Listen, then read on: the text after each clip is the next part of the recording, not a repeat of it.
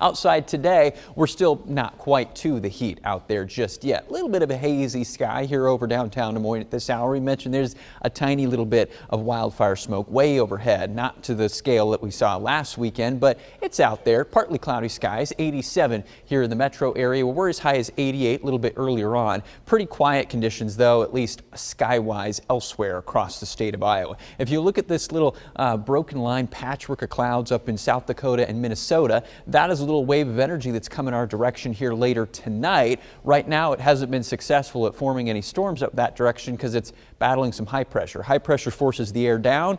The little wave of energy wants to force the air up to form clouds, and so nothing happens at the moment. But later tonight, that will be our focus for a couple of storms that are going to come into mainly the western part of Iowa here. Most of it's going to be dry. We'll stop the clock at midnight.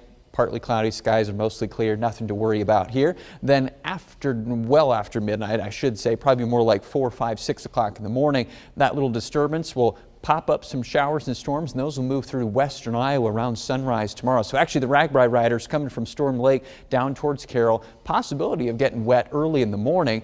And then as we head through the morning, this version of the hour-by-hour model is just going to take those storms straight down into Missouri. But there are some other data points that show us maybe they'll try to move a little bit further east, and central and southern Iowa tomorrow could see a couple of storms out of that. And that's probably our best rain chance here for the next couple of days before the heat really settles in. Tomorrow, a lot of us will get around or slightly above the 90-degree mark. If we don't do it tomorrow, don't worry, we'll do it many times the rest of this week. Another slim rain chance late tomorrow night and into Tuesday.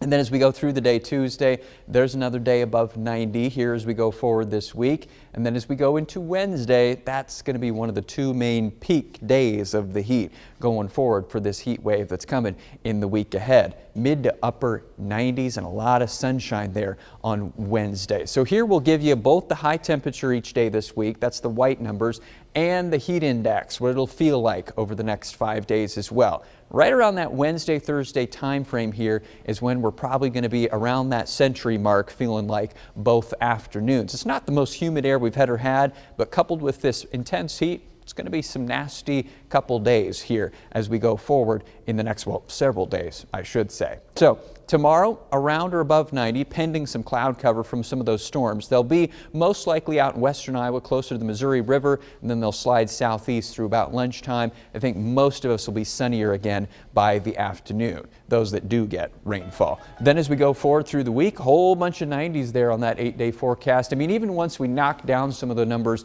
later after Thursday, it's still 90s into the upcoming weekend. Most of our rain chances are going to be later at night.